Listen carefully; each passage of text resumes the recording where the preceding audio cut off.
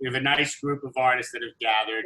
Artist Talk on Art has been around for over 45 years. One of the original founders, Doug Shear, is with us. It's been an organization that has been giving presentation on the arts, primarily in the Lower East Side, for over 45 years. Our archives are with the American Archives of Art.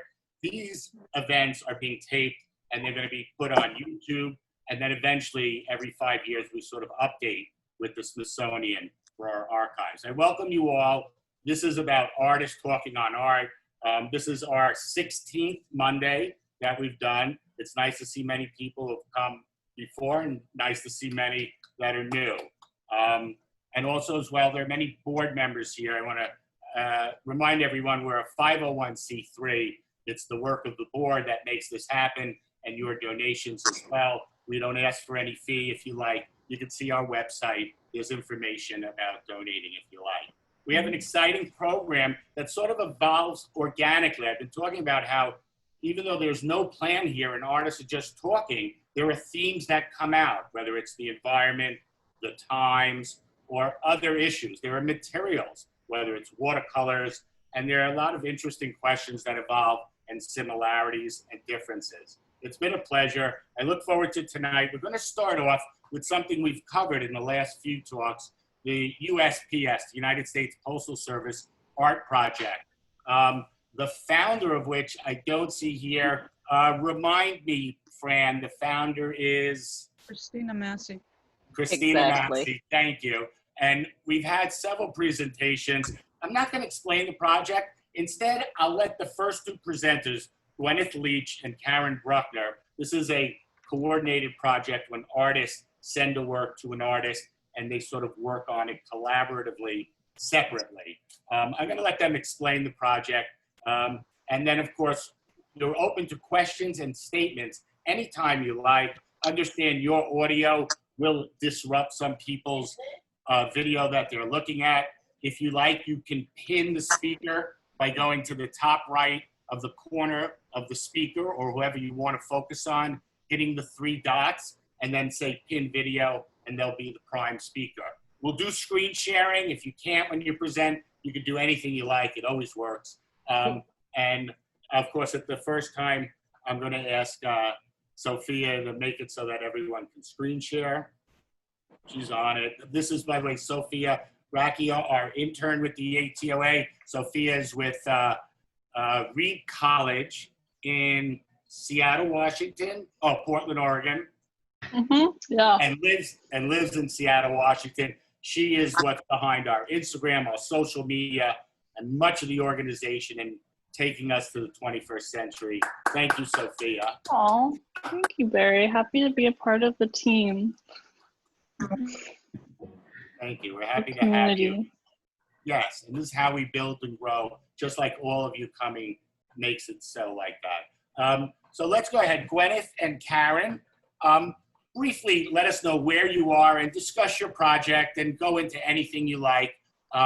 Whoever would like to start, obviously. Go ahead. Gwyneth just mentioned that she would like to start. So what? Take it away, Gwyneth.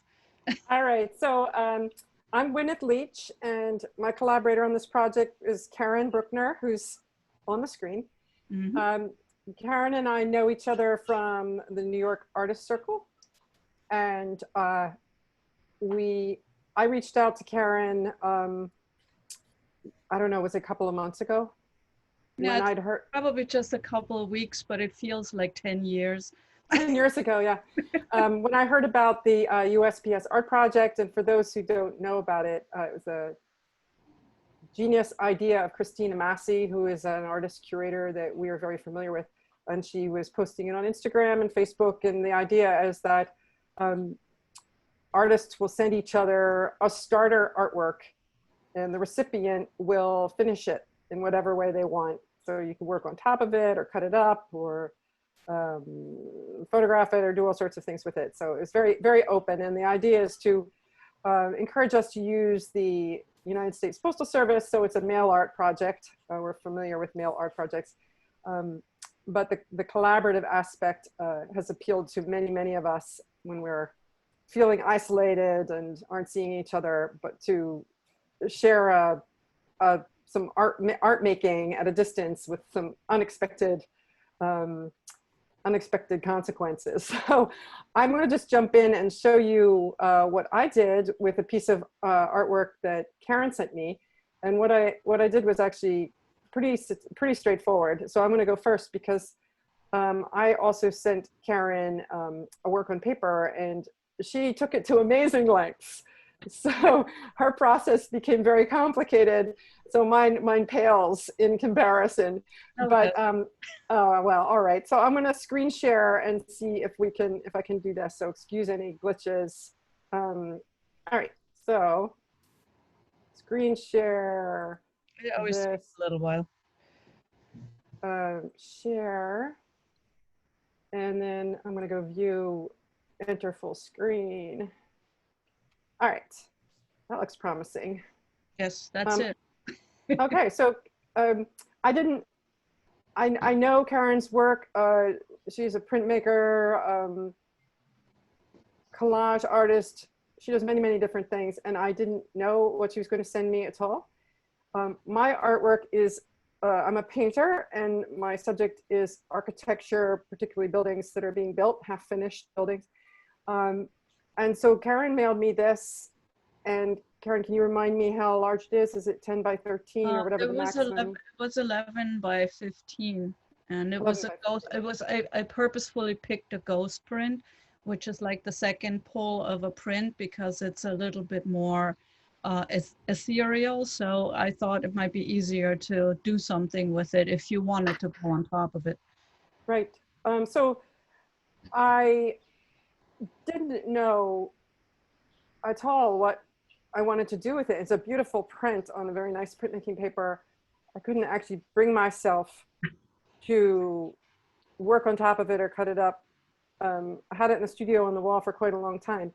And this is one of these situations where I looked at something for a week or so, and then I finally knew exactly what I wanted to do and executed it in a day.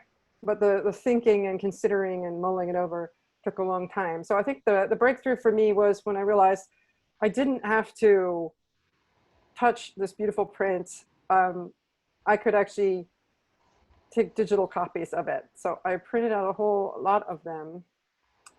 And what was kind of growing in my mind, I was very attracted to this one. I can't point to the screen, but there's like almost a feather mark in the center there.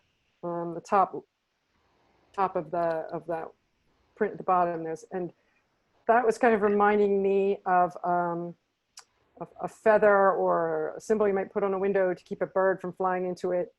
And I didn't mention this to you, but now that you're talking about this item, this was one of the takeaways from my class, where one of the students brought in a food tray from Trader Joe's. I think it was for frozen dumplings or whatever. The plastic shell that, you know, she cut up into individual shapes, and then we rolled it through the press. all right. So yes, people interpret things however they want. So once I had actually duplicated her prints and had these digital printouts in different colors, I was starting to think about mirroring and reflection and the way the finished buildings in New York with their glass skins reflect the sky and mirror other buildings. And that was kind of the direction I'm going in with this.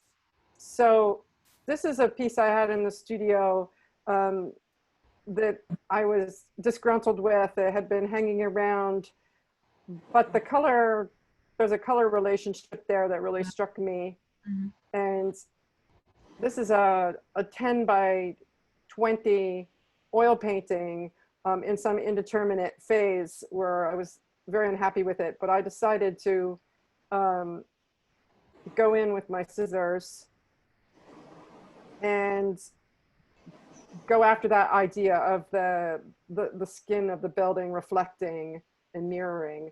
And so I went various directions, and it's actually specifically an image of the spire of one Vanderbilt, which is going up next to Grand Central and is topped off this summer. And so that is actually the finished collage.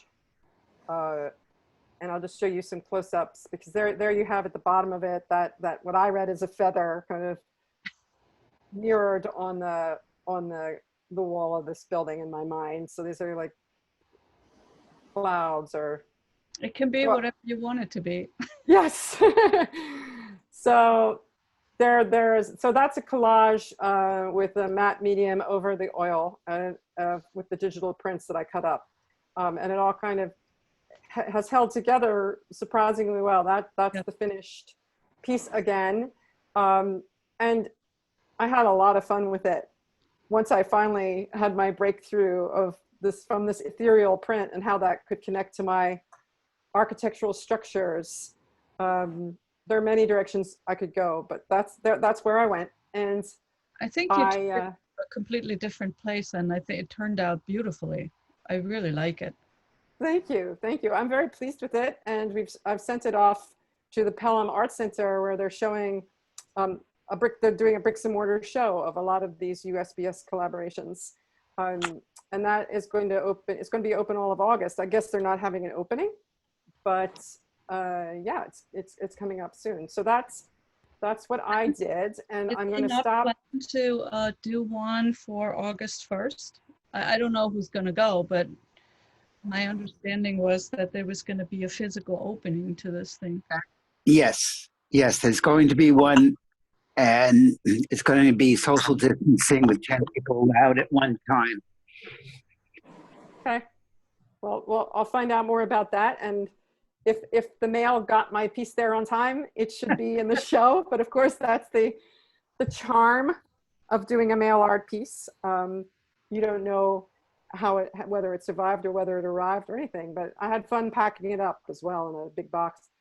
So that's what I did. And thank you, Karen, for sending the beautiful ghost print and where I ended up. And I've kept the original print. So if something comes to me and I decide I can work on top of it, but I guess in my current frame of mind, through this COVID time, I've been stricken with indecision about everything. So my breakthrough was that I could just do digital prints and cut them up and feel free with that. What I actually love about this image that you had there at the end, there was this netting that I used for the print, and the way show you again. Sorry, I'll put it up again. Hang on. It floats off the building like one of those construction nets, you know. The piece on the side, on both sides actually. So it was very conducive to your kind of thing. Yes, and in fact, those nets that sort of bat wing out from the buildings are a really big part of how they look. Mm-hmm. So that was kind of a perfect piece. So anyway, Karen, over to you. Over to me. Okay, now I'm going to share my screen. I'm going to go to photos. Thank you, Glenn. You're welcome. Okay, here we go. So I'm gonna run through the slideshow first, but without the music, if I possibly could. Okay, so there we go. I like that. Yeah, that iPhoto does that, whether you like it or not. Oh my God, wait. I have to escape this. Stop it. It's showing the same picture over and over. That's not what I had in mind. All right, here we go. I do this every week with my students. So my name's Karen Bruckner, by the way, and I so I probably had it clicked. I am part of the New York Artists Circle, fairly recent member, 1.5 to 2 years at this point. And I was very pleased that Gwyneth asked me to take up the challenge with her, because I thought this was very serendipitous, because Gwyneth is painting buildings and I am an architect by training, even though in my art I sort of never have. I never do buildings. It's like once I left architecture behind, it's the way I combine things. Art can take the girl out of architecture, but you can't take architecture out of the girl. So it's always there, but not in such a open way. So now here we go. So this is Gwyneth where she left off, and on the right side. So I'm just gonna run through this and then I can stop it and go bit by bit. Maybe I'll do that right now. So let's go back here. So that was Gwyneth's end result with my ghost print, and that was the painting that she sent me. And when I first got it, I thought, oh, this looks pretty finished to me. What am I gonna do with that? And but I like the coloring and everything, and so I left it up. It did the same thing Gwyneth did, because I left it up on the pin wall for a while, looking at it, trying to see what comes to mind. But then the structure that I have in this thing from the buildings themselves put me back into something that I had recently been working with, which were placemats, vinyl placemats that I ran through the press. I am lucky enough to live and work in the same place. So I have 2 printing presses, and I don't have a couch, but I have a large printmaking press that's like 30 by 60 and a smaller one that's 12 by 24. And so I'm the captain of my own boat. It's a pretty big animal. So I had been working with these placemats on and off for years because they make fabulous embossings, as you can see on the left-hand corner on the bottom. And so I had done some work with that, and I had another project where I was working with 2 placemats, which is shown here on the left side. So when I looked at Gwyneth's painting, I thought, wait a minute, these placemats might possibly work extremely well with these buildings, and I could overlay them because I got this idea of maybe looking through a construction fence, because there's so much, the buildings are at Hudson Yards, and there's so much construction going on that you kind of look from one building to the next. And so it kind of presented itself as to something that I could be doing with the painting. So I overlaid the painting, which was luckily on a nice piece of thin paper, so it was malleable to go through the press. Because as you can see on the right side here, there's some embossing going on. So which is part of why I love, that's the architect in me, I love running material through the press and see what happens with it. And the 3D effect of the embossing that happens through the pressure of the roller is one of my joys. So I overprinted it, and I didn't want to just do one element, because then I thought if I leave the rest of the sky alone, might be a little odd. So I took the other placemat and overimposed that onto the painting as well. And then I thought, well, now I'm having this, it looks to me like I'm looking through a fence, but maybe I'm also looking out of a window. And I had leftover prints on a piece of vellum that when I first inked up the material, you always run it through the press first to get an even coverage of the material that you're working with and the ink. So I had like leftovers, what I call byproduct.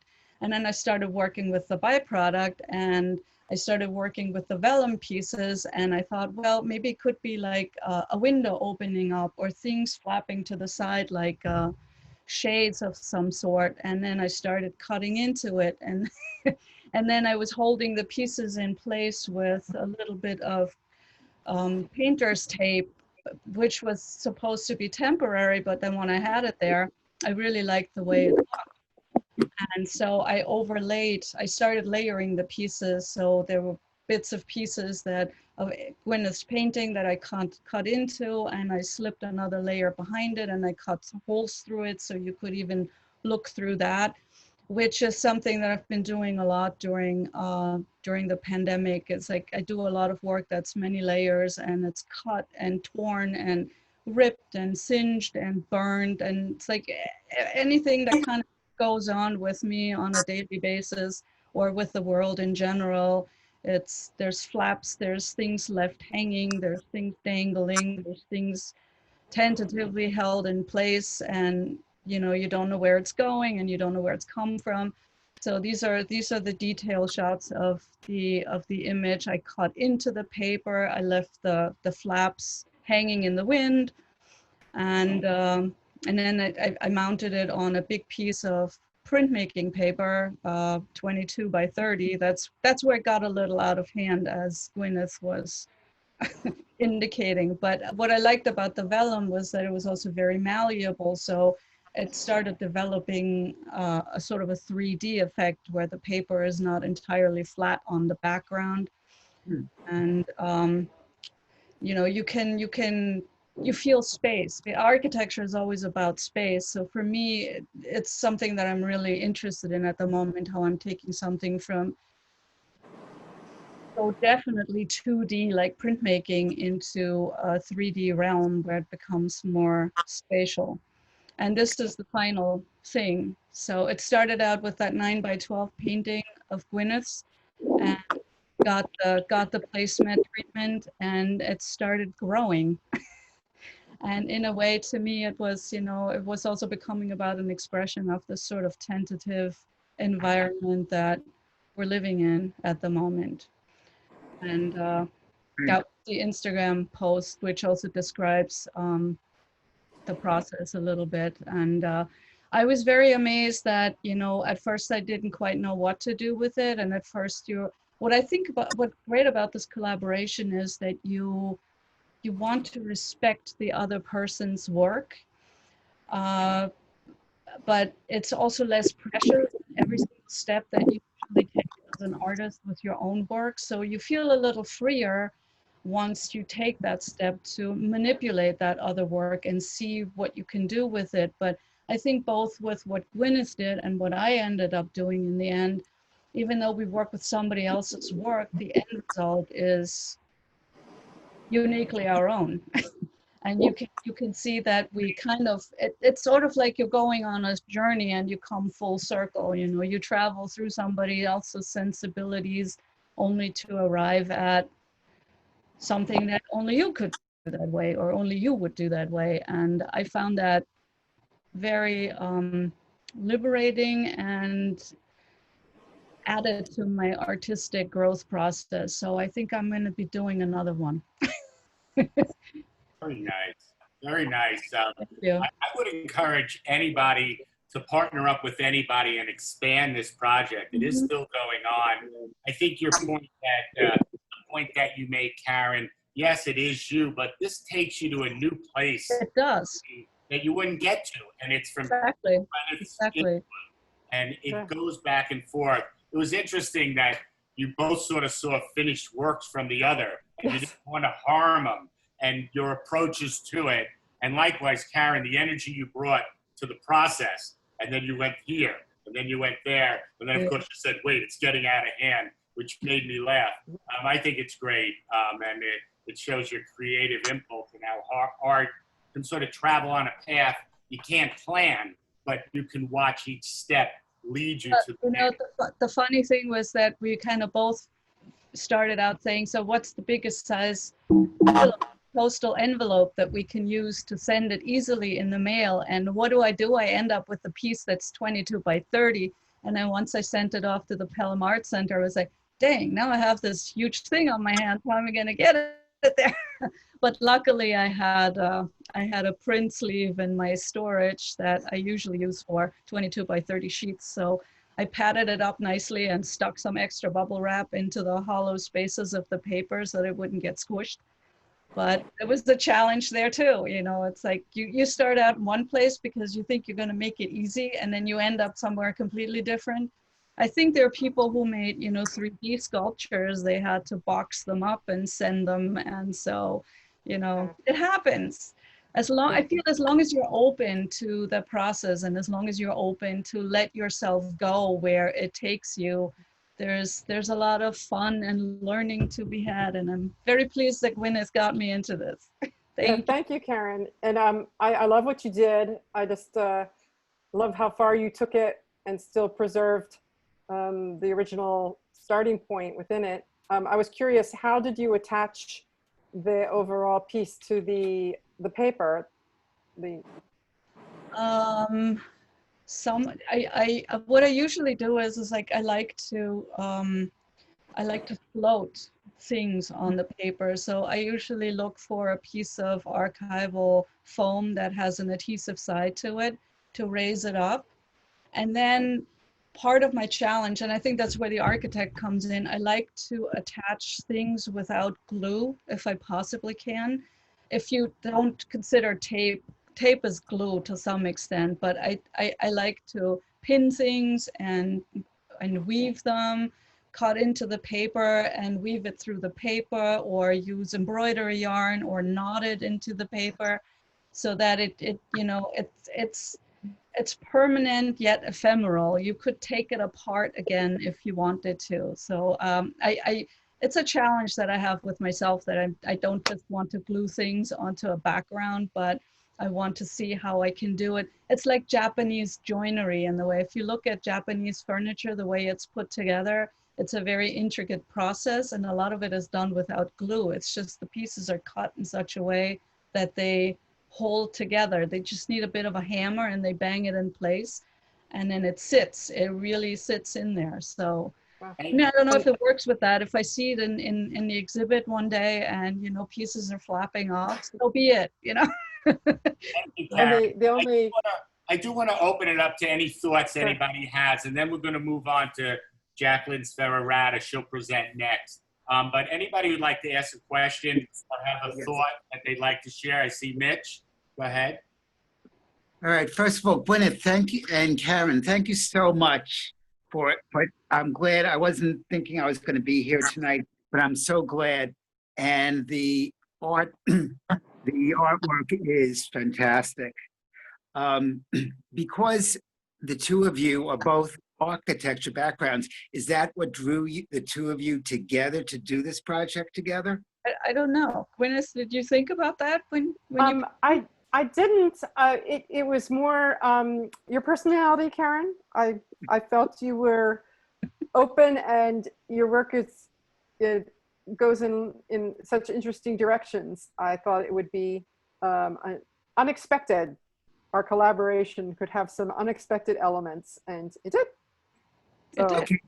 The other thing I wanted to mention is that I was amazed, Karen and Gwyneth, by this because, I know Gwyneth for a number of years, and I've seen her progress through the Hudson Yards, etc. series that she's done, coming a long way from your coffee cups, Gwyneth.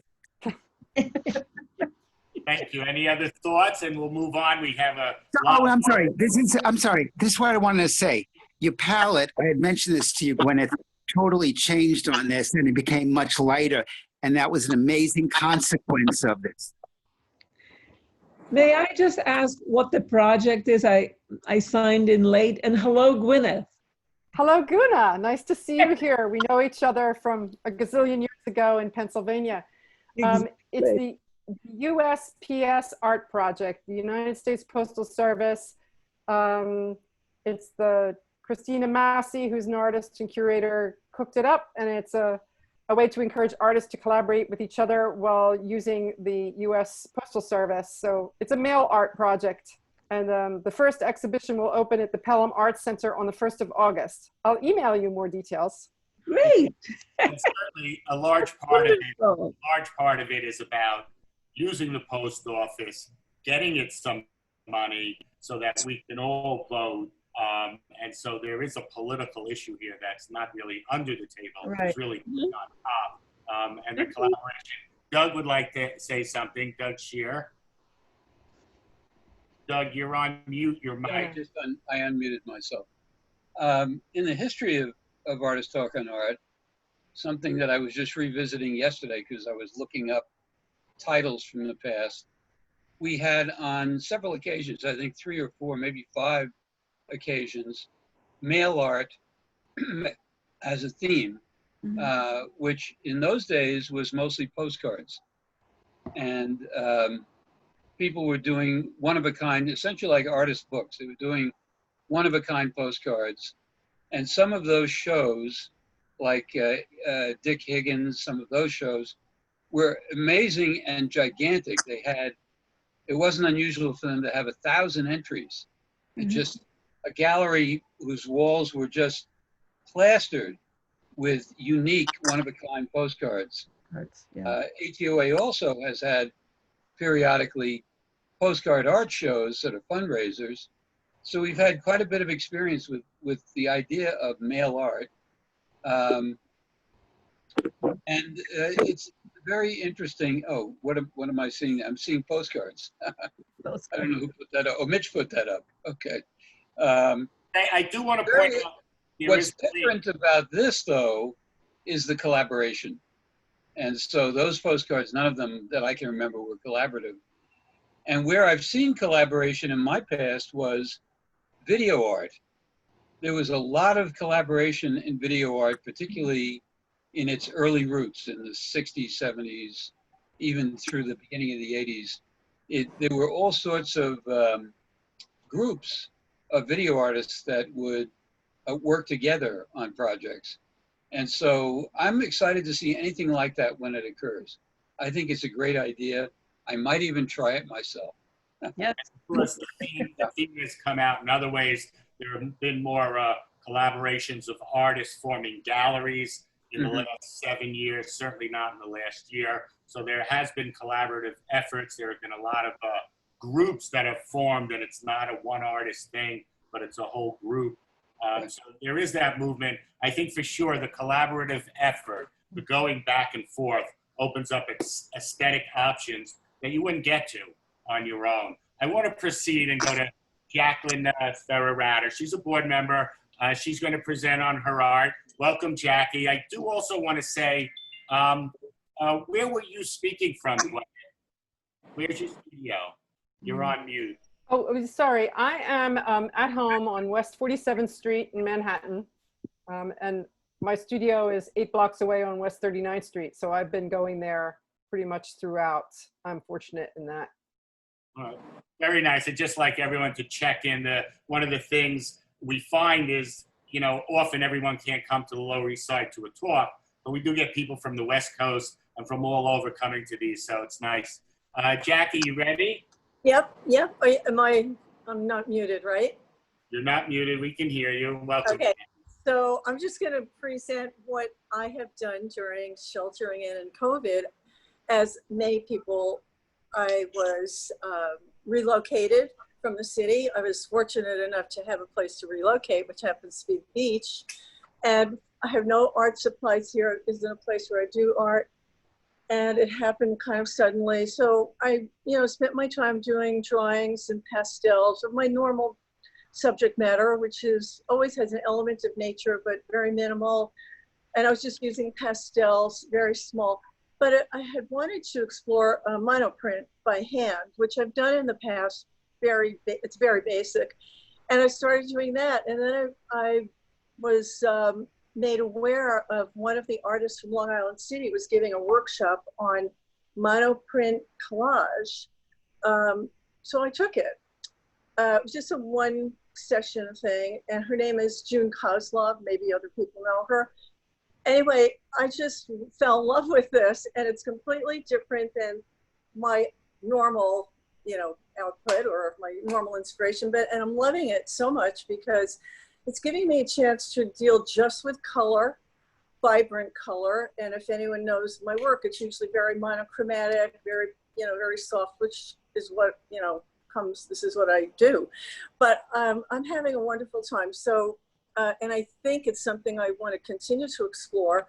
I like the very basic quality of doing it. It does not involve a press. It's all done by hand with very basic materials like Cartwright wax paper, so I'll tell you more about it if you, what do I do next here? Share screen? Yes. Okay, so I'm gonna go to photos, I think. I did this with Sophia already. Yeah. If I can figure out where I wanna get my.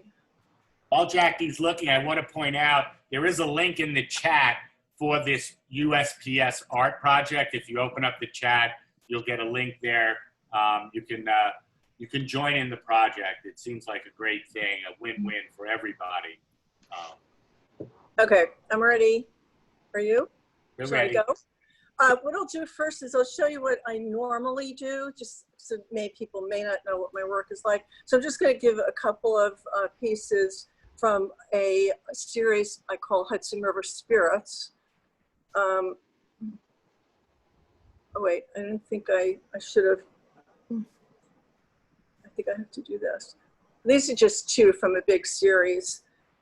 So as you can see, it's very minimal, very monochromatic. Okay, and then we will go to, how do I get back to the other? I thought I had this down pat, but I guess I don't. How do we get back to the other album? I like seeing the details. Take your time. Oh. Well, I just don't understand. Do I say stop share maybe? And then start all over? Okay. Okay. Yeah, I think that's it.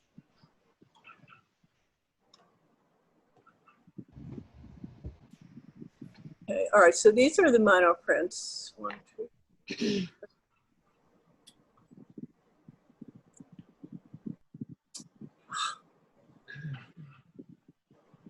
I'm trying to check them all off, so I don't know why it keeps doing that. I do want to ask Gunnar, are you good to go next, Gunnar Mundheim? Oh, I'm not very prepared to go. I just logged in to kind of see what's what, and I hadn't expected to see Gwyneth. So it was such a pleasure. So we'll Okay, have you go later. I remember you had wanted to, but Jackie, that looks good. Okay, so what this is, the other thing is once I started doing the monoprints, and I'll tell you how they're done, use wax paper as the printing vehicle. But what happens when the pieces of wax paper dry, they become really beautiful. So after I did a few just plain, sheets, I started to do collaging of some of the small pieces back into the larger one. I don't know if that makes any sense. So that's what these are. What medium are you using on the wax paper? The print paint. It's water-based print paint. Ink. No, it's not ink. It's paint. I'll show it to you. I have it right here. No, it's not ink at all. Anyway, so these are great color. Well, it's all about color. This whole process is only about. Can you go slower, Jackie? In fact, can you go back a couple so we can see flash buys so quick, and they're beautiful. Thank you. I get the paint so I can tell you what it is. Look at that while I'm getting.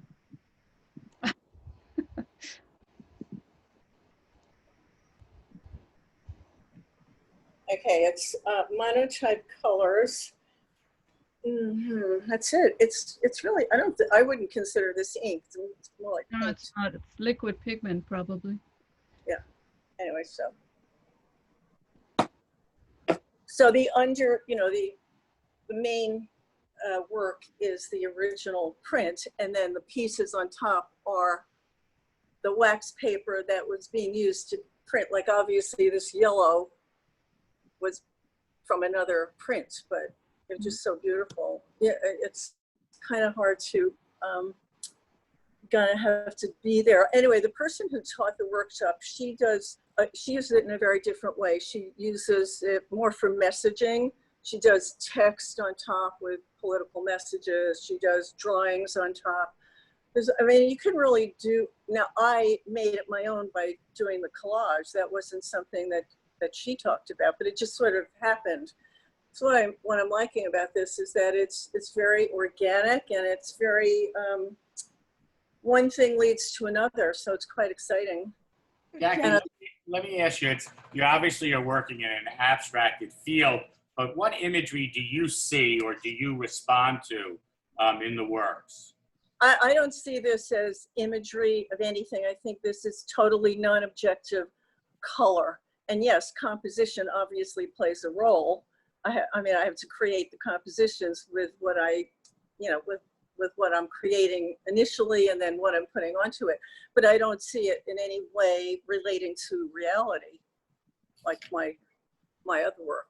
So this is something, you know, for me, that is, you know, obviously a very different path, but very compatible with what I do. I mean, I like to be in both places, actually.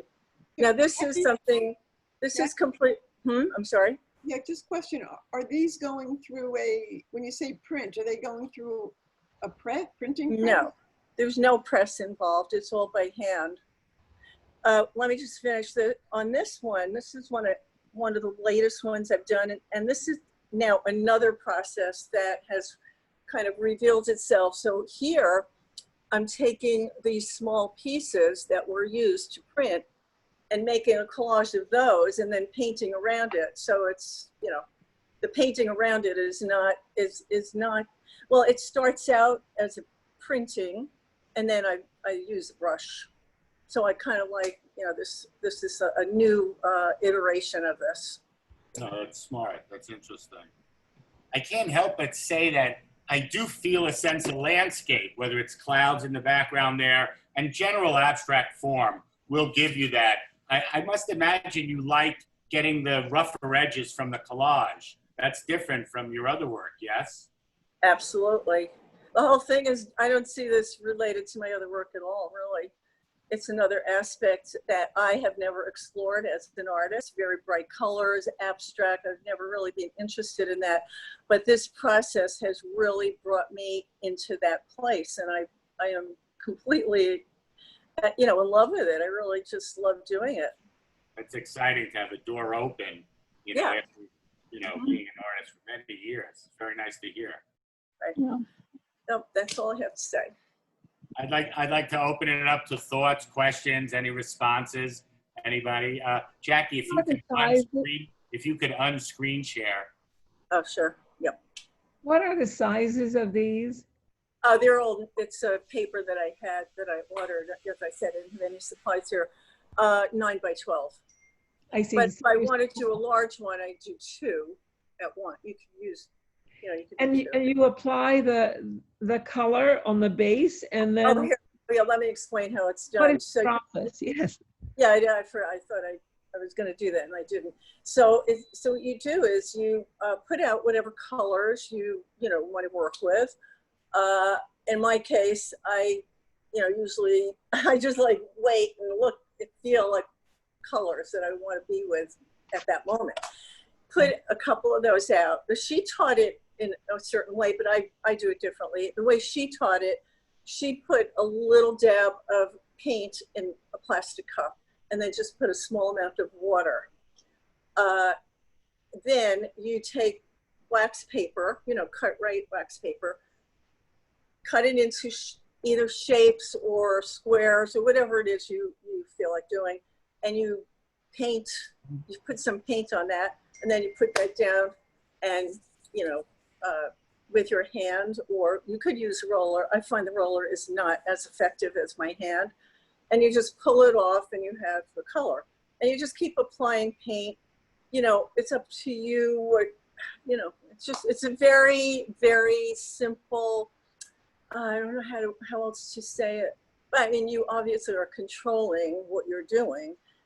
You know when enough is enough, or when you want to add another color, or, all of that. So once that's done, and it looks very different once it dries, and I might add, there's many, many layers on all of the ones I've just shown. Like I could be doing it for a couple of hours, which means I'm layering for 2 hours on the same piece of paper.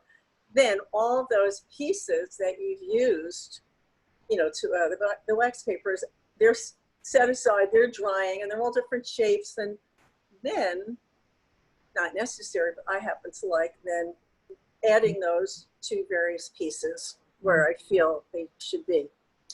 That's it. Doug has a thought. Yeah. So I'm definitely reading these as collage. That's my interpretation. I understand it's a monoprint approach, but it's very much like collage And I have at times worked with colored tissue, the kind that you use to wrap gifts with. You know, it's very thin. You can cut it up into little tiny bits, strips, and the tiniest amount of adhesive will hold it down to a surface. And whether you're working with color on the surface or you're building up texture first, then you're laying, it's almost like decoupage in some ways. If you're working particularly on board instead of, you know, something that's firmer instead of on paper, that would allow you to put much more, you know, build up the surface more. And again, if I were doing it myself, it would feel to me like a collage process. That's what it would feel like. I love them. I want to say that, you know, and knowing your work as I do for quite a long time, this is radically different. But what a great thing to do during the, you know, during COVID, just to play. Exactly. It was a great thing. It gave you an excuse. Your isolation forced you to play in a way that you wouldn't normally. Well, and also kind of like I wouldn't say you got permission, but you know, there was no pressure, you know, it's just like, do it.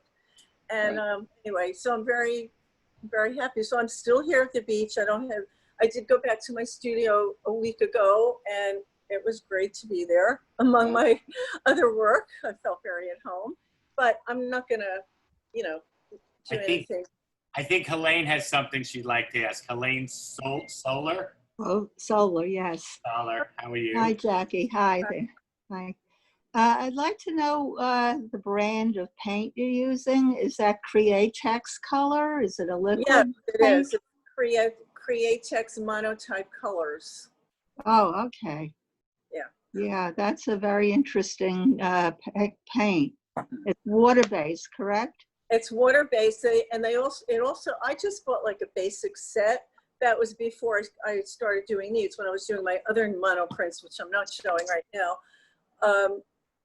I just ordered like a basic, like 6 or 8 colors. And then it also comes with a thinner that you can use to extend the color, which I've used not very often. But anyway, these are pretty transparent, as you can see, which is another aspect that I like, which Doug used the word transparent, made me think this is something that I love. I love the transparency of not only the colors themselves, but then putting those collage pieces on top. Anyway, so 2 things I haven't done a lot of in my life, mostly because I wasn't really that interested, and that would be abstraction and collage. So here I go. And bright colors, so 3 things. Anyway, it's all because of COVID.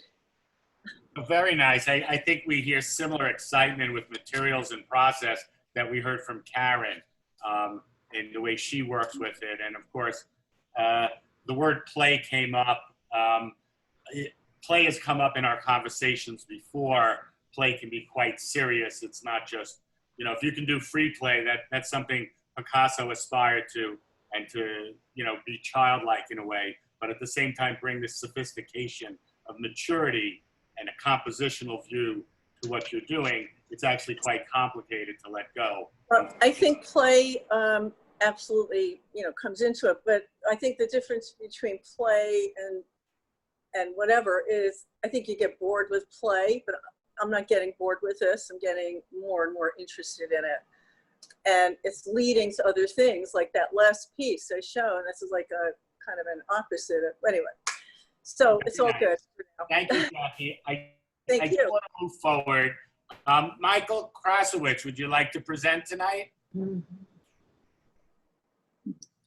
Sure. Hi, everybody. Welcome, Michael. Michael, where are you again? I'm in Huntington, Long Island. Welcome. About an hour out. I also have been used that Createx ink for a long time. It's challenging to work with, and they have a thing called an extender base. It's the base of the chemical, but there's no pigment. Yes. And if you mix with that, or if you use that, I found that if I use that, I could print longer because it wouldn't dry on the plate as much. That's supposed to be the idea. I've used it a little bit, but not much, but I will. I'll be using it more. I'm still exploring this, so you know, that's what's making it so exciting. So Yeah, it's new. pretty awesome. Yeah. So I'm going to share my second attempt at Kunstmatrix. So I've been, I think I'm going to share this. So I've been doing these like virtual gallery things, and this is my second attempt. I like the concept, Michael. I like the idea. You know, I've got to mention it because now that museums are in essence closed, museums are becoming virtual spaces. And so when you do something like this, you know, you're entering their space. Yeah, and I think they're using this more and more at art fairs. So it interests me as a kind of, it's an interesting way to kind of look at your work and try to organize it in a certain way. So this is paintings from 2000 to 2013 or so. So you enter the space. So it's just a general, you can join rooms, but this is one space. Let's go a little slower. You've got, I see the space, but I want to zoom in a little, if you don't mind, on some of the works. All right, I thought I'd show you. The first thing I did is I made one of these, just kind of a statement. It's not great. I'm going to work on this, but I just took one of my paintings, made it, put it in Photoshop, dropped it at 20%, and then put some type on it. Smart. And now it's going to bring you into this space.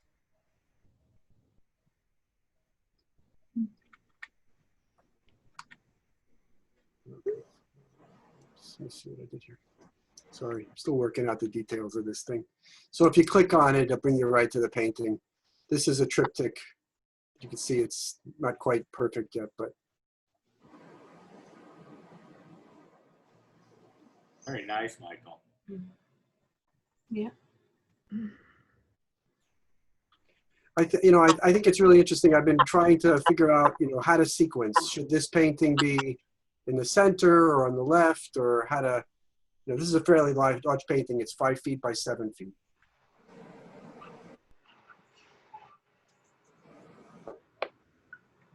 If you want me to go in closer or something like that, let me know.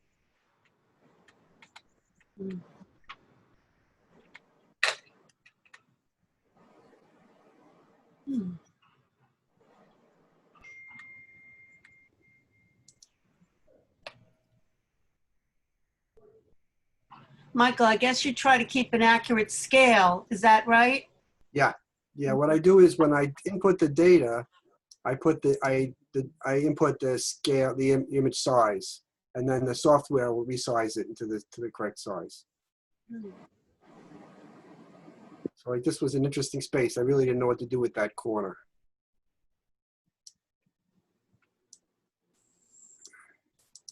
Have you curated before, Michael? I haven't, and it's definitely challenging because you want people to move through. So this is like the latest painting, this blue one. You can see it's kind of a little different in style, and I wasn't sure if I should add this painting or stay with the earlier style, if it would distract, because it's surrounded by these two earlier paintings. Are you? Yeah. Go ahead. Yeah, I mean, the earlier paintings were based, there was a drawing first, and then from the drawing, it was multiple layers of transparent glazes. And the other one is a little bit more loosely painted. This was the largest piece. This is 9 feet by 6 feet. Michael, tell me about the form. I mean, I see this organic, I don't know if it's almost Miro-like form that I see almost throughout every work. How do you evolve it, and what are your thoughts about it? I mean, it's your signature. Well, this was my signature before, and I'm not sure I identify with it right now. So I'm in retrospect, I don't really have, I think it's biomorphic forms. It's meant to be spontaneous. and drawn without any pre-thought. I like that the forms kind of mold into each other. And I think that it kind of captures, although it's a complex amount of time that went into it, it captures a single moment that is in transition. So the moments are always, they're manifestations of a single moment, but they're also something that's constantly in transition. Well, the work is very surreal. Is that intentional, that it be surreal? You know, I never thought of it as surreal. I've been told that it is. I think that, I think it relates to a subconscious intention. I think surrealism has a lot of rules that I tried to break away from in terms of composition, in terms of perspective and development of form. Well, I mean, the perspective thing that is in so much surrealism is not here, but the quality is very surreal. It evokes a surreal kind of feeling, like you're looking into the consciousness of someone. That someone is you. But what really moves me about the work is not so much the composition and the, I would say, unique design aspect of it, but it's the color. The color. You're a colorist. You know, you are definitely a colorist, and it's not all, like that one, for example, on the left, is not at all as vivid as, say, this one. So some of the colors are very subtle, and others are like hitting you like a boxing glove, right? Like this one. But what they all have in common is this, what I think a critic would interpret as surrealistic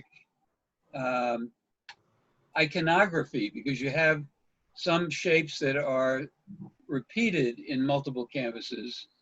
You have a certain kind of, if you were a cartoonist, you would have a very recognizable handle as a, you know, as a shape maker. So I want to pick up on that, Doug.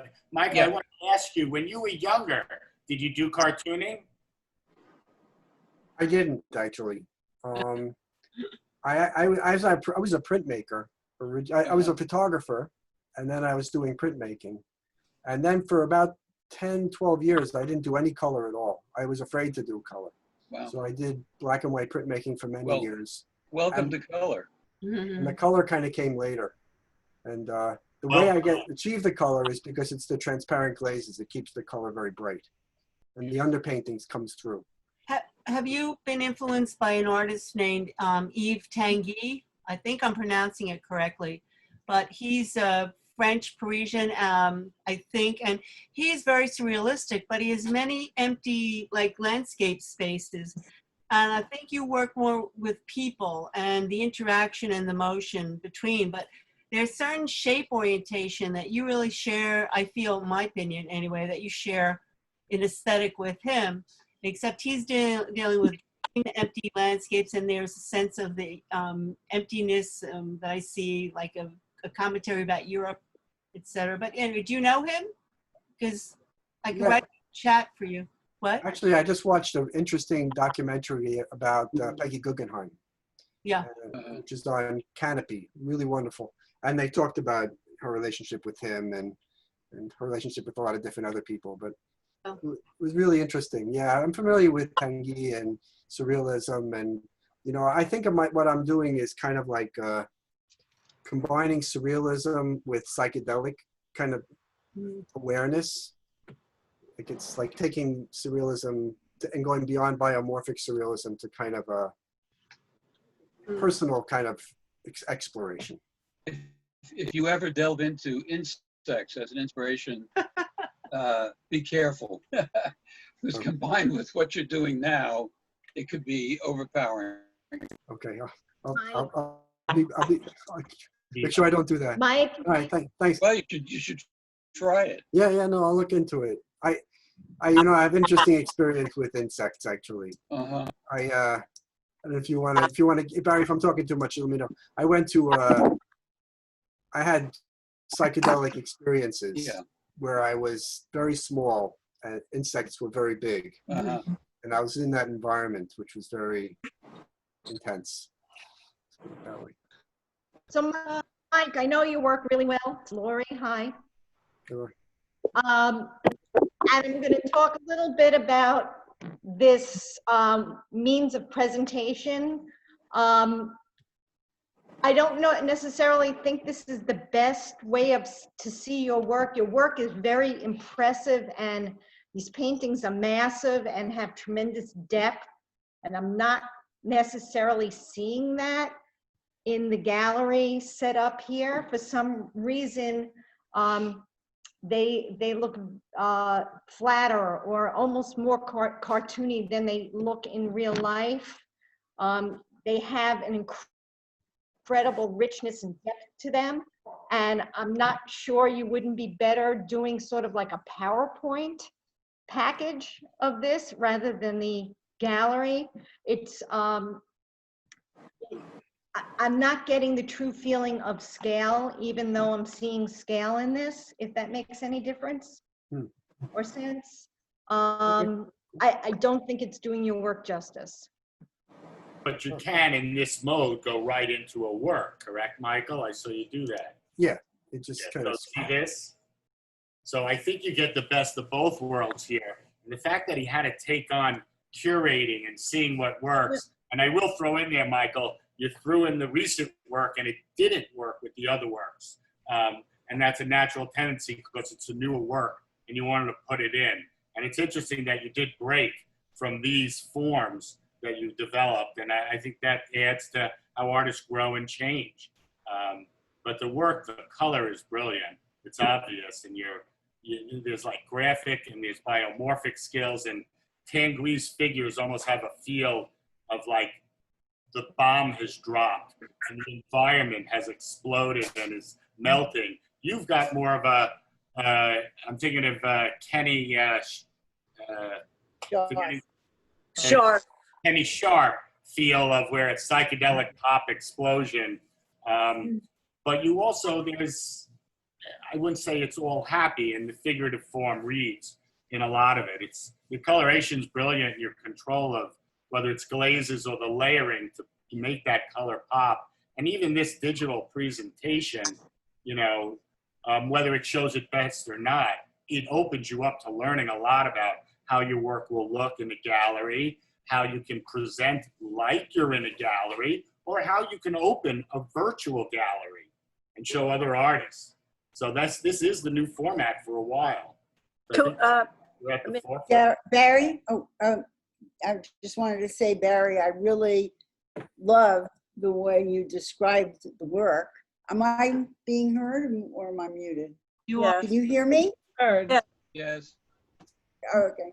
All right. I love the way you just went through this and described the work. And I think that in terms of, there are two things I would suggest. And I guess that, they flipped Mike. I'm sure you know about Flip Snack. To show it in a book form might really be more intimate and really give us a sense. But to give us a sense of the scale, there are sites where you can virtually hang the work in a room. So if I saw it over, for example, a couch, or if I saw it in a hallway, virtually, I'd have an idea of how large it is.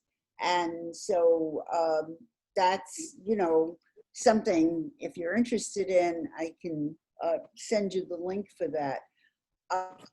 But I thought the first time I saw the gallery site also, that this was really a little bit, it feels like it's something that's virtual. It doesn't have any warmth to it. It doesn't feel like I'm in a gallery. So maybe there are some other sites.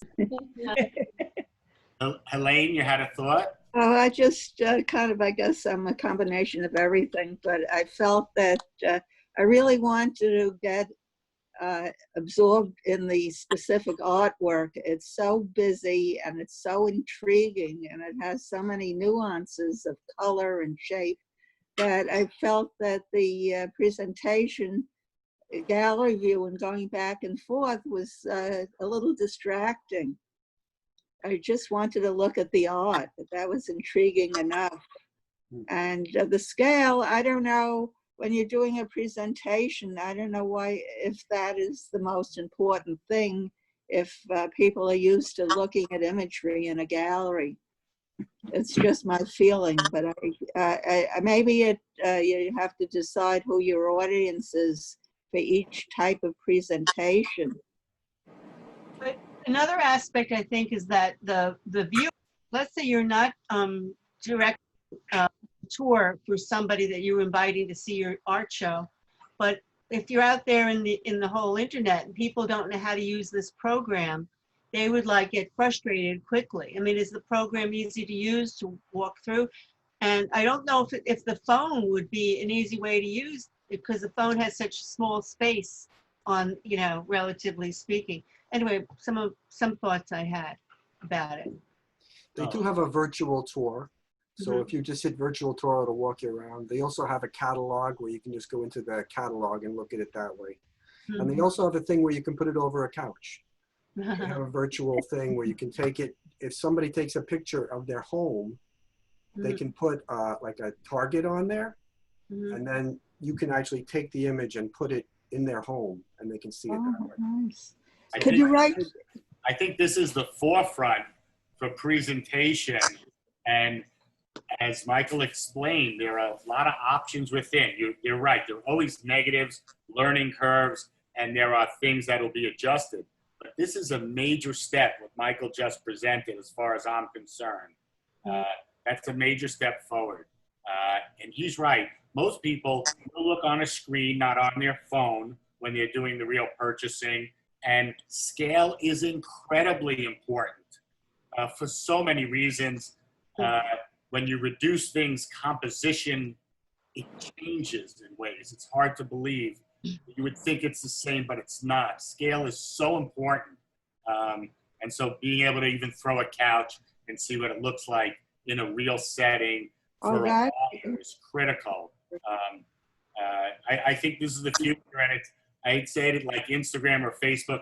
You got to engage it. It's a way to connect with some people, and it's part of not dropping anything else, but adding it as another tool as an artist to present. And what Michael's learned as curating is invaluable for every artist to try and learn that, to select and present. And how often do you get to see a wall presentation of your work? And of course, you can make these walls beautiful, as nice as Gagosians. Thank you, Michael. That was very enjoyable, and of course, great response from everybody. I like the feedback. I'd like to move forward. I'll sort of randomly call Lois. Would you like to present tonight?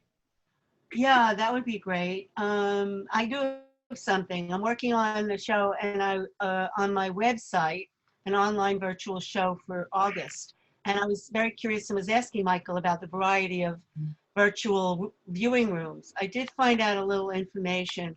I mean, there are a few others that are competing, which is something called Exhibitor. I can write it in the chat, but one is called Art Placer, that, you know, places your work for the audience that's looking at work. They can put it in their living room. But I mean, there's a variety. But for myself, I put together a gallery on my website, and I'm going to go with that for Friday because it's less complicated. And I mean, any feedback would be great. I also made a Flip Snack catalog that I'm working on in the middle of that. But I'm going to go to share my website. Just a moment. All right, where is that?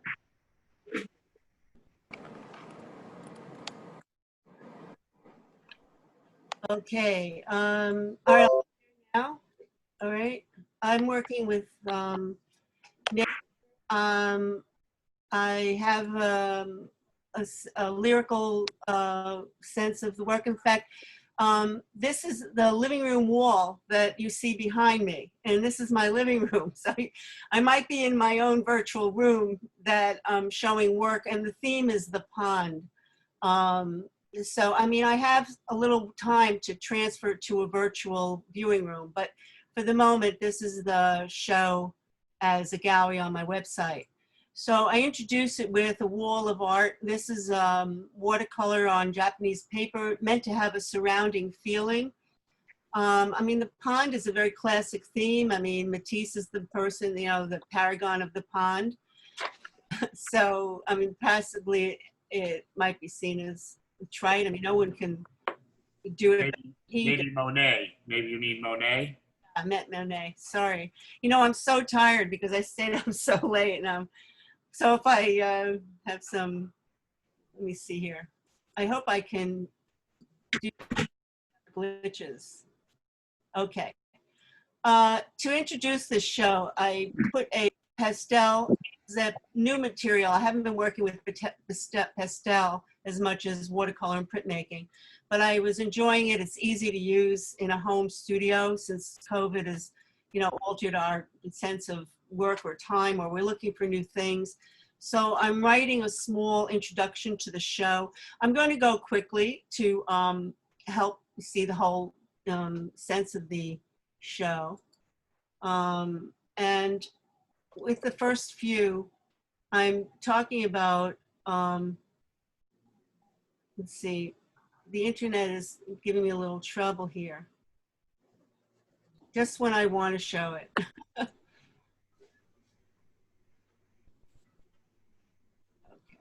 let's move on. There you go. That's unexpected that you have internet trouble. All right, okay. This is a monotype on tinted pink paper from a while back. So my work is mainly from the last few years, but I have a round of work 10 years old. So it's kind of a 10-year survey. These are meant to be kind of, it's like a symphonic poem of working in nature with several different materials. This is a view of the pond at dusk and in pastel, and I'm working with values, and you know, each material I'm working with makes me feel I'm achieving a little different purpose. These are printmaking monotypes that I'm working in Karen Bruckner's class at that she conducts in printmaking, and we're doing online for the last 3 or 4 months. But before we did that, I worked on a press at the Cavello Center at 108th Street, and these are 10 by 13 sizes. They look like blueprints or photograms, but they're stencils, and they're run through the press. They're botanical stencils that I created of flowers. This is a watercolor of the pond at Wave Hill. And Wave Hill is opening up next weekend. And this summer, I mean, I miss the main, you know, usual gardens that we go to. And the pond at Wave Hill has been particularly beautiful. The pond is gorgeous there. But I like the sketch quality of watercolor and the layering you get with printmaking. This is a watercolor of the pond. It's a bit more abstract. This is a print working with the grasses and the deep color transitioning from a blue purple violet to a red violet. But you know, it's always fascinating looking at the pond and what water is and the ripples. These are the lotus plants. This is a monotype as well, and I had 5 stages here, or 5 ghost images. I will say you were right to mention Matisse, because your form is much more like Matisse. It's obvious, so it's an interesting slip that you made. I mean, you could see how you handle it. You also have a very free hand, very nice control. That water and the other one was really, the whole thing was beautiful. And even in here, you're able to leave the negative space, which is sort of a trick. You don't overdo it, so to speak, and cover it. It's really has a great movement, great color, very nice work. Thank you. You're just not seeing the ones that I have overdone, okay? They're not on the website. But no, I mean, striving for the effect of spontaneity and the sense of line. I mean, I underestimate my use of line. I love great line. And, you know, working big, you get a lot of, you know, range with your arms when you work big. I mean, these are 22 by 30. These are the stencils that I picked up, and this is a trace monotype, and this was done with a press, so you really get good quality pressure with presses. Yeah, I worked at the Women's Studio Workshop quite a while ago, and these are from that time. And so the show is about 30 works. This is more recent, and it's more imitation of photograms. It's using blue on Japanese paper with the stencils. So I'm still in the middle of curating it, and like trying to maybe narrow it, make it smaller show. But my hope is to invite people to a summer pond show, which I think is a good topic for the summer. And a lot of the work hasn't been seen. So I'd like to generate, you know, sending out Instagram every day. And so that's what I want to do instead of having the work sit at home. And the great thing here, I must say, from a practical and economical point of view, this show isn't costing any money with framing. And I'm absolutely thrilled because this would have been thousands and thousands of dollars to frame, you know, paper. And anyway, another side point. But these are experiments with dry point, stencil, monotype, and painting. And very nice. Would anybody like to share some thoughts or questions with Lois?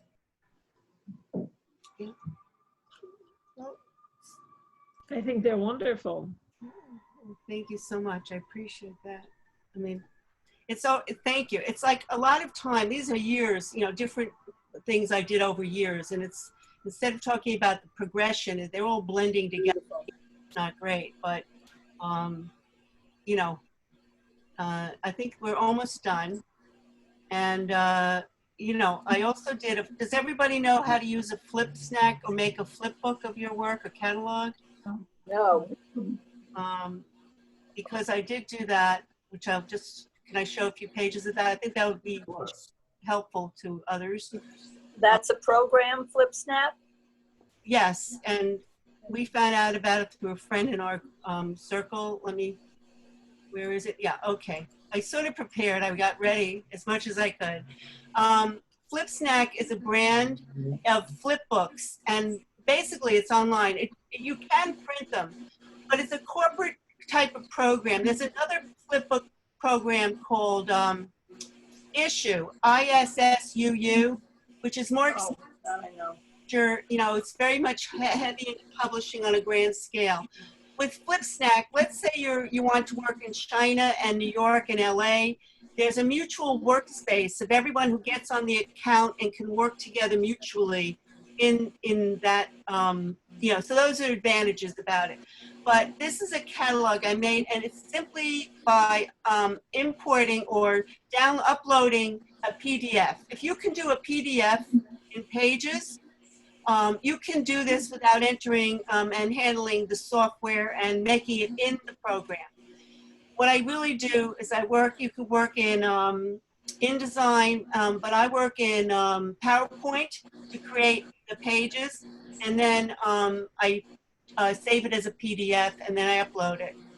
So this is the catalog. It's in progress. I'm trying to figure out more about it. It's not, but you can see that you can make it feel like a real catalog, I guess. I have to figure out more language, and I might put in a few photographs of the actual pond. So anyway, I'm just showing you progress. But if you want to know more about it, I'll write it into the chat, and you can investigate it. And I think it's good, and it's free for a booklet under 30 pages. Very nice. Very nice. Thank you, Lois. Any other thoughts for Lois? We will end soon. I want to apologize for those people who didn't get to present. We do this every Monday, and if anybody wants to make sure they're set to present next week, you can email me, and we'll always make sure we get you in. Likewise, when you come on, there is a new Zoom link for August. I want to thank you all. This was Artist Talk on Art. We're a 501(c)(3). August Zoom link is on the website. Go to our website. It's atoanyc.org. You guys make this happen. It's so nice to see some regular faces, new faces. And, you know, a lot of themes were hit today, but somehow it was about monotype and printing a lot and layering and collage, which was interesting how that theme traveled through some of the artists. I think we all learned from each other that USPS project really makes people sort of come together and think more like a hive in a way, maybe a two-person hive, and it does something for everybody. Thank you all for coming. We're a 501. Announcement. Barry, can I announce something before we go? Of course, Norma, go ahead. All right. Please join me for an opening on August 1st at the Hammond Museum. I have 2 paintings in a show there. It's going to be a virtual opening, and we are going to actually do a live. So all of the artists are going to be live on August 1st. It's www.hammondmuseum. Let me just see if I put it into the chat, and let's just see.